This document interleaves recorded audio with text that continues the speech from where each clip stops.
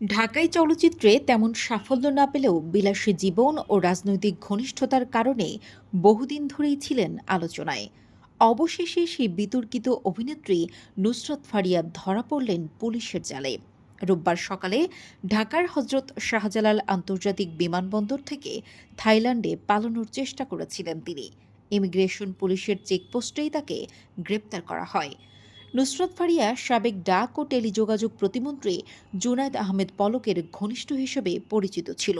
কেউ কেউ তো বলছেন তারা একসাথে বেড শেয়ারও করতেন। একাধিক গুঞ্জন ও বিতর্কে থাকা এই অভিনেত্রীর বিলাসী জীবন নিয়ে উঠছে নানা প্রশ্ন। অথচ চলচ্চিত্রে তার অবস্থান ছিল ফ্লপ অভিনেত্রী হিসেবে।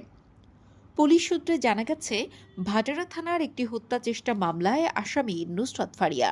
তাকে বিমানবন্দর থেকে সরাসরি থানায় নেওয়া হয়, পরে ডিবি হেফাজতে স্থানান্তর করা হয়।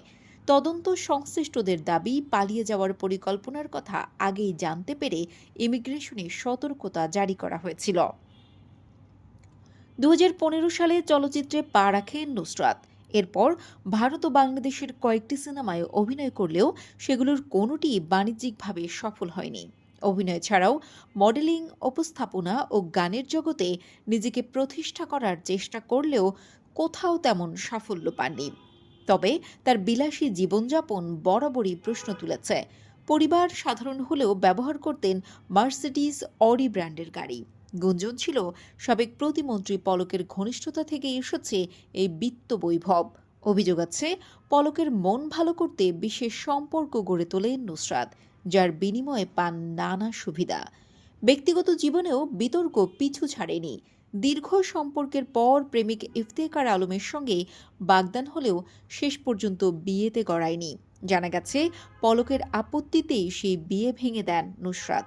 এমনকি তিনি নিজেও চেষ্টা করেছিলেন রাজনীতিতে প্রবেশের। ২০২৪ সালে নির্বাচনে সরাসরি প্রার্থী হতে না পেরে সংরক্ষিত আসনে সংসদ সদস্য হওয়ারও তদবির করেছিলেন। সম্প্রতি একটি বিতর্কিত অনলাইন গেমিং প্ল্যাটফর্মের বিজ্ঞাপনে অংশ নেওয়ায় নতুন করে আলোচনায় সমালোচনায় আসেন এই অভিনেত্রী। অবশেষে সব গুঞ্জনের অবসান ঘটিয়ে রোববার থাইল্যান্ড পালানোর চেষ্টাকালে ধরা পড়েন পুলিশের হাতে। আইন শৃঙ্খলা রক্ষাকারী বাহিনীর ধারণা, তদন্তে আরও চাঞ্চল্যকর তথ্য বেরিয়ে আসতে পারে। সবশেষ এই অভিনেত্রীকে ১৯ মে কাশিমপুর কারাগারে পাঠানো হয়েছে।